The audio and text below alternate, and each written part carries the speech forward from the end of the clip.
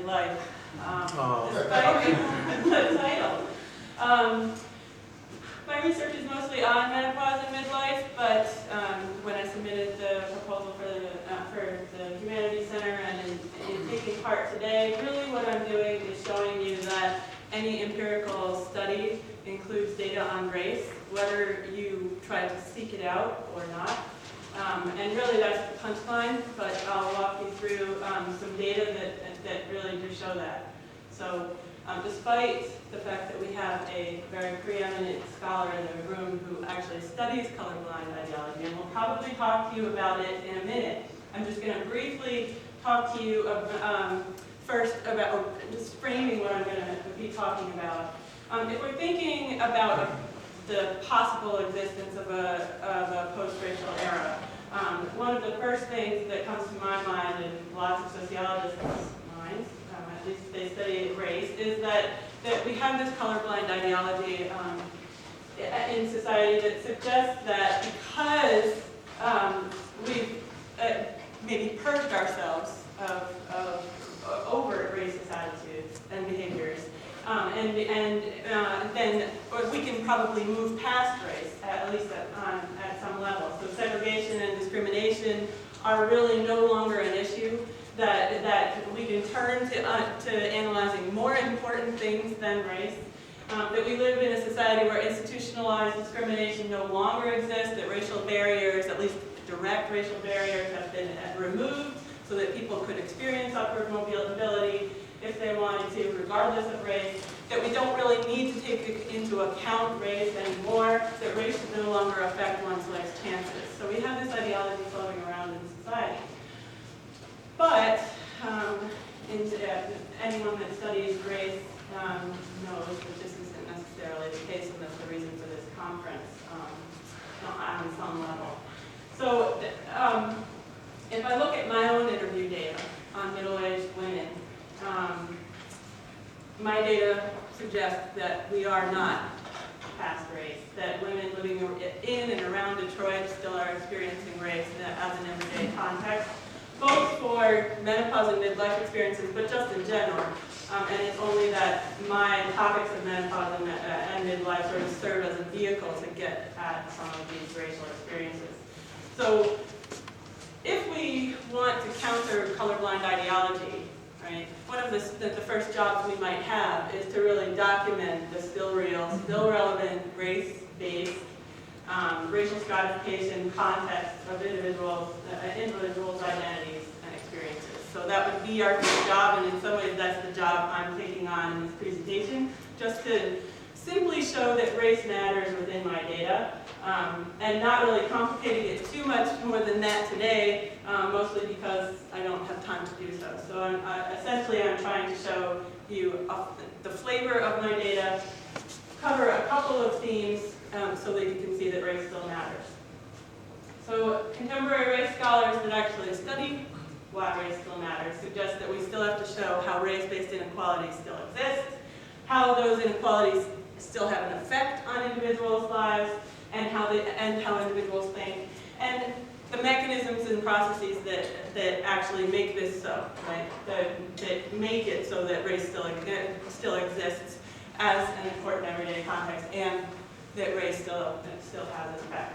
So the kinds of things that we can look for then are attitudinal differences among groups by race or ethnicity. We can look for the legacy of race-based social conditions. We can look at the effect of that legacy of race-based social conditions. And we can look at specific things like how things like segregation, persistent segregation over time, neighborhood segregation, inevitably means that race still matters today. And then also we can look at the identities and experiences of specific groups by race or ethnicity in society and compare those to others. So for instance, one of the things that's becoming clear about Detroit is that African American women in their middle ages are extremely important for the city. They have a very important presence. In some way, they're one of the strongest groups within the city of Detroit right now. As younger families who are economically stable might leave, and because of mortality rates, right, there may be less African American men in the city compared to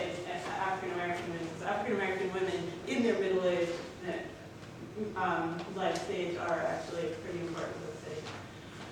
So just as a summary, right, why would I be part of this conference, right? Not only do my data show that both menopause and midlife are shaped by race-based, local race-based contexts, but also just based on how my research played out, my methodological experiences, I can tell you that race and ethnicity still matter.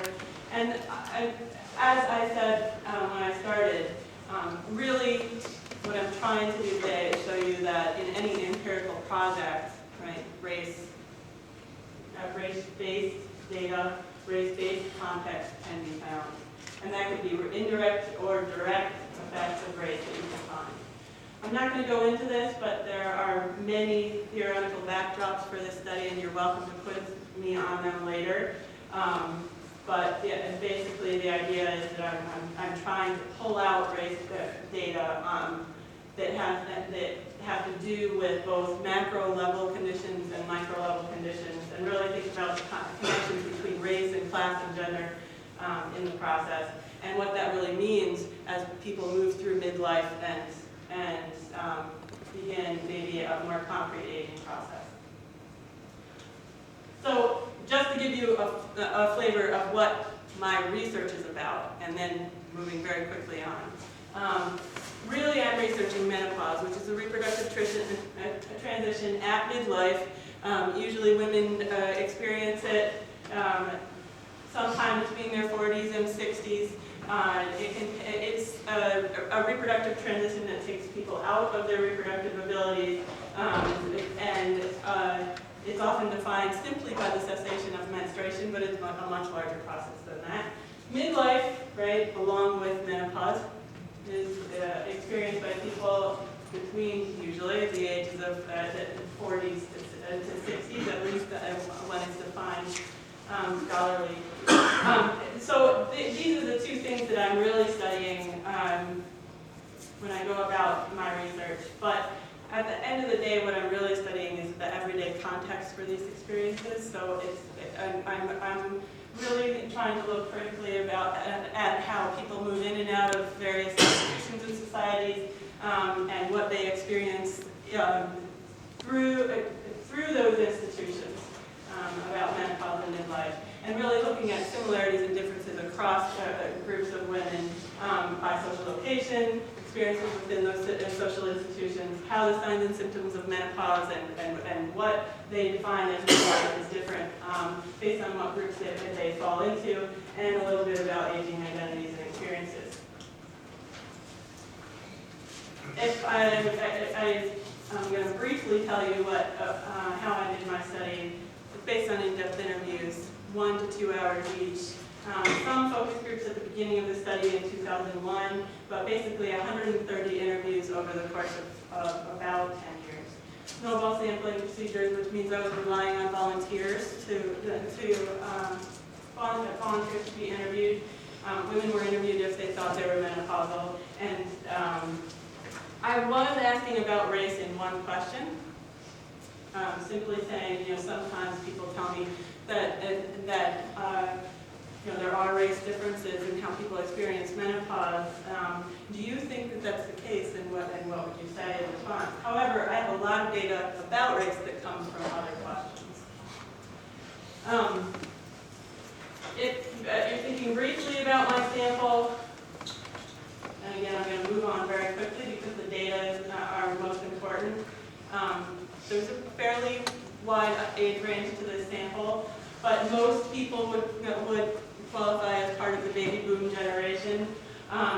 In terms of race and ethnicity, most of the sample is either African American or white, which does make it somewhat of a bipolar sample, and we can talk about the limitations of that for studying race afterwards if you want.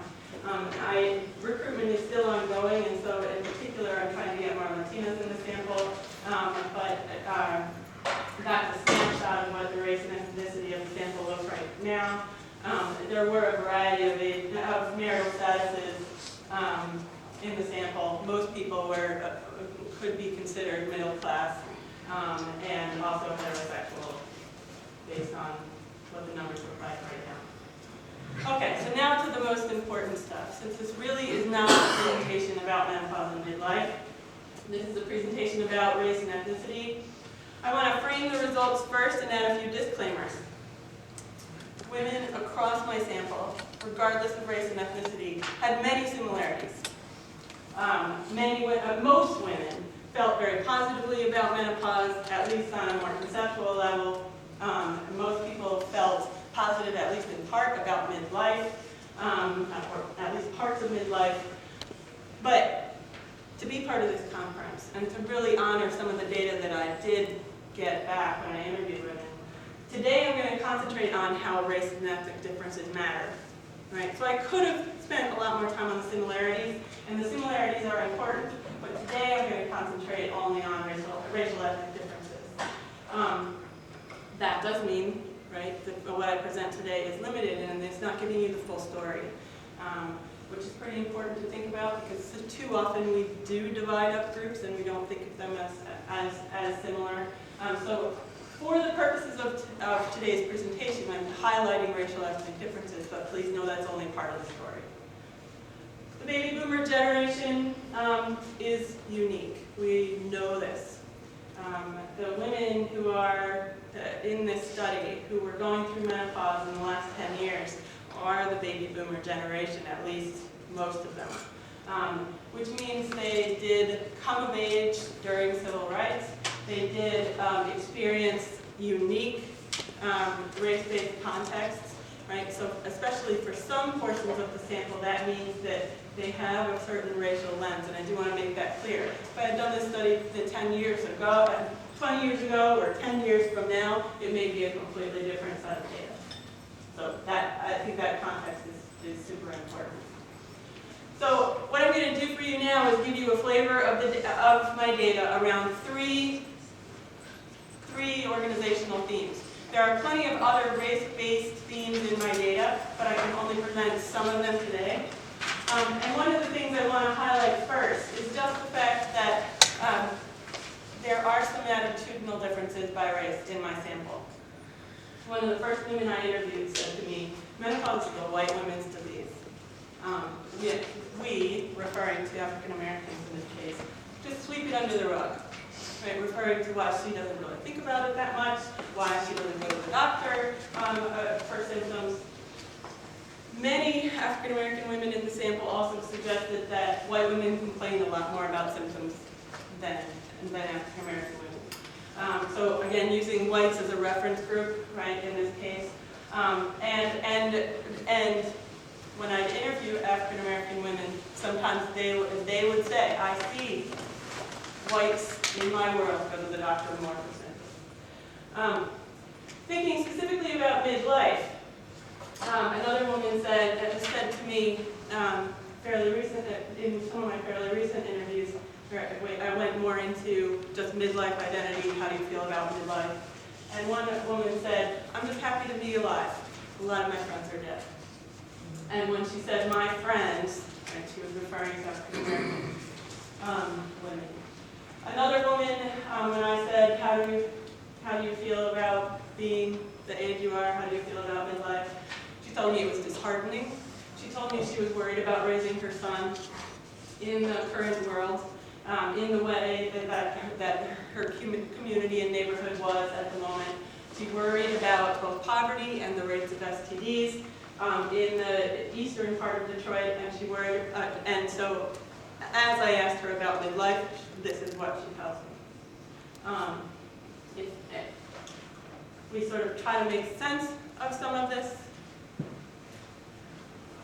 A lot of epidemiological literature on menopause suggests that while some groups, such as African Americans, actually do report higher, more intense symptoms of menopause, they do not go to the doctor as much as other groups. So if we're thinking back to some of my interviewees telling me that menopause is a woman's disease, or white women complain more and go to the doctor more, they're actually right if you look at epidemiological literature. If we think about, and we can think more about the reasons underlying that in a second as well. If we also are thinking thinking about the comment about how, this woman is just happy to be alive, compared to her same-race friends. If we're thinking about longevity and mortality rates among certain communities by race, she would be right that there are different mortality rates and that perhaps she said that on some level there's more risk for certain racial ethnic groups because of long-standing health disparities. And then if we're thinking about how midlife means just worrying about caregiving, worrying about raising kids within a race-based context, that woman would be right. If we think about literature on African American motherhood, the extra burdens that go along with trying to raise kids in a racist, racially stratified world. So there's plenty of literature to sort of back up some of these attitudinal differences that women were suggesting in interviews. The second theme that I just want to cover is experiences with doctors, experiences with medical institutions. And just to give you some flavor of the data, again, one woman said to me, she and her friends just talk amongst themselves, right? That we talk among us instead of going to the doctor. White women, on the other hand, in my sample, overwhelmingly reported going to the doctor first if they felt like they had a symptom, rather than going to friends. Even when I quizzed them a little bit about whether they talked to their friends, in a lot of cases, white women would not actually report talking to friends a lot. One African American woman specifically said you have to be suspicious of the monies, which in her mind meant doctors, right, who really are in charge, have the ability to determine her future, and therefore she didn't go to the doctor.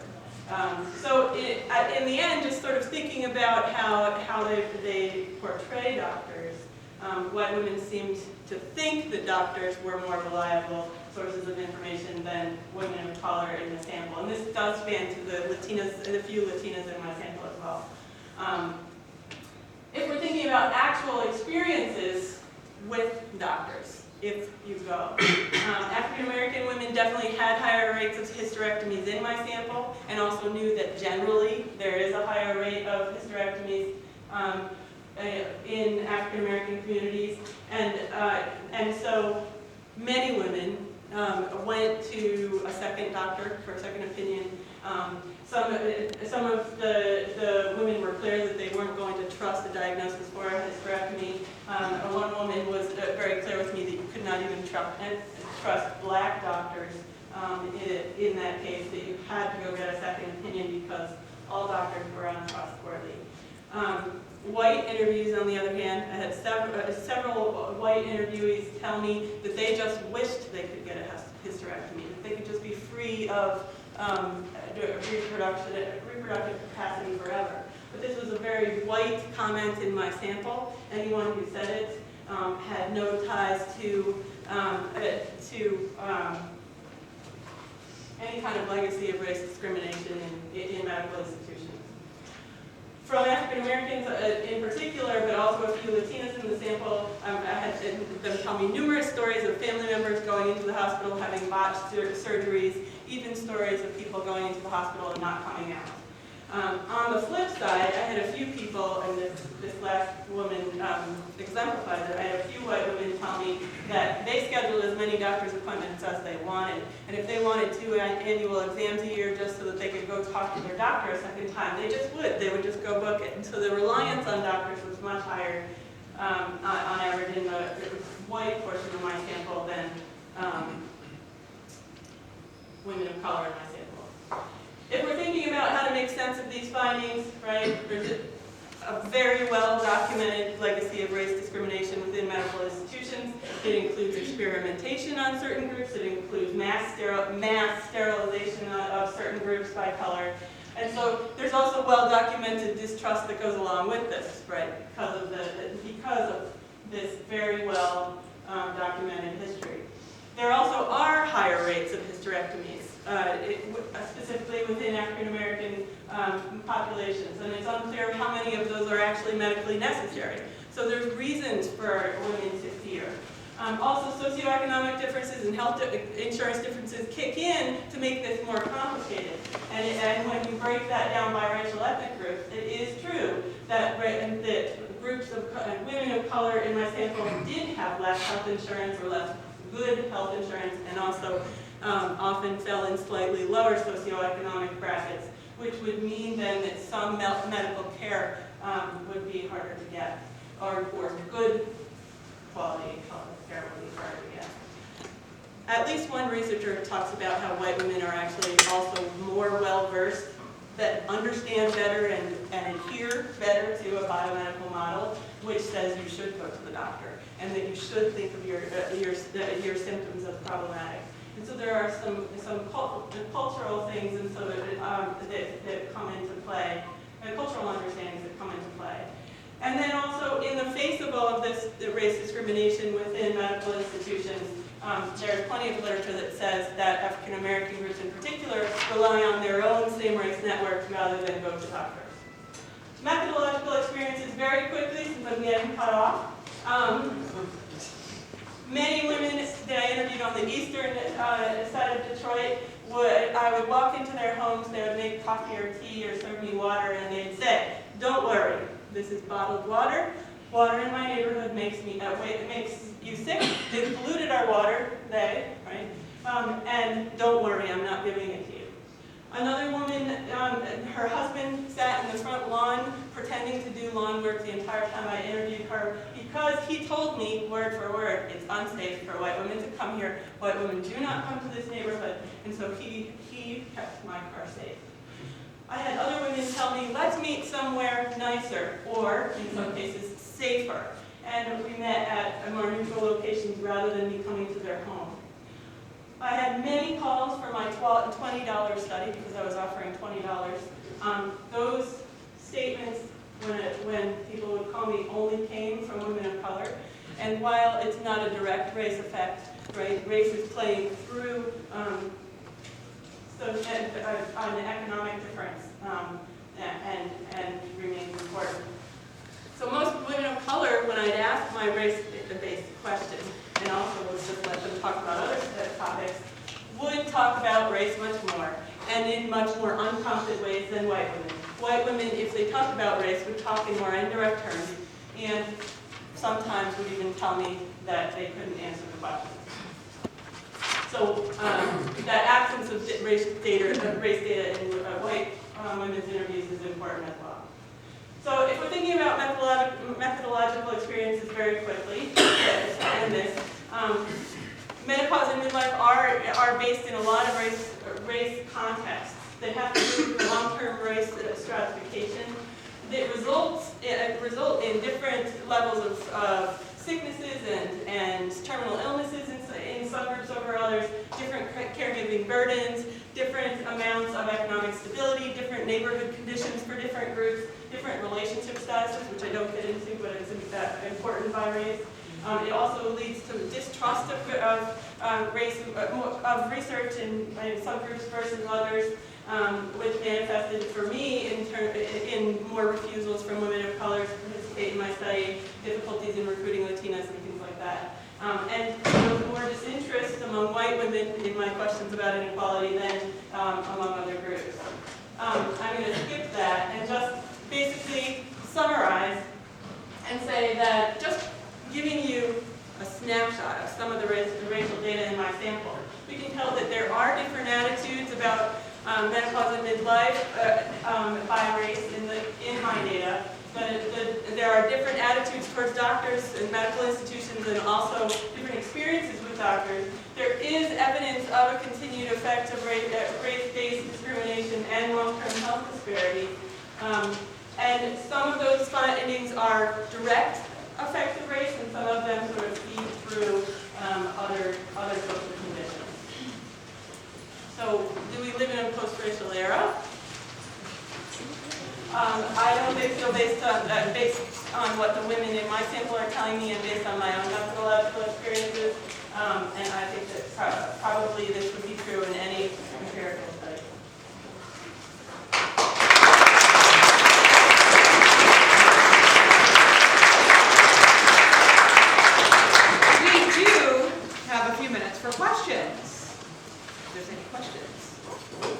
I was wondering if, in your research, were you able to determine whether some of the white subjects had civil rights encounters that may have molded their attitudes versus some of the black respondents?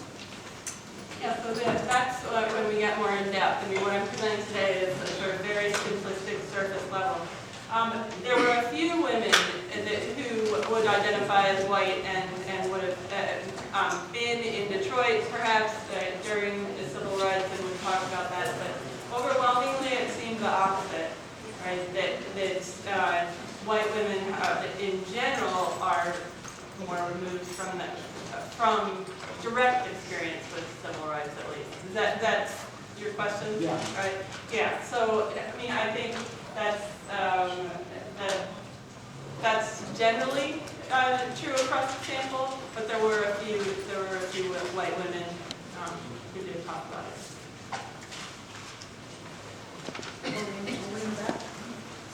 Yes, you. Yes. Oh. Yes. Did you see that when you were interviewing the black women, it seems like they were very candid with you, but were those just examples of those that were candid with you, or do you feel like there were some black women that would have been more candid if you were a black woman and also maybe less educated? Yeah, absolutely, Omari, for sure. I think that I'm positive that I can't get the level of data that I could have gotten if I were of color myself. However, these aren't just the ones that were candid with me. I mean, across the board, women of color seem to be much more willing to talk about it than people who were white. And I do think that some of them were very candid with me and didn't really care that much who I was. But I am positive that you're also right that there were plenty who were not being completely candid because of my own race. Yeah. My race definitely colored the data. How did you recruit the women, and are you still recruiting? I am still recruiting. And in particular, I'm trying to get lower income women and more Latinas in the sample right now. But yes, I am still recruiting. It is based on a snowball sample advertising, trying to recruit volunteers, trying to find out who knows who else we might be interviewing. So it's not random at all. With qualitative research, in some ways you have to rely on volunteers. I was wondering if you notice any differences between more affluent African American and less African American women, the socio-economical lens. Did that reveal any insight?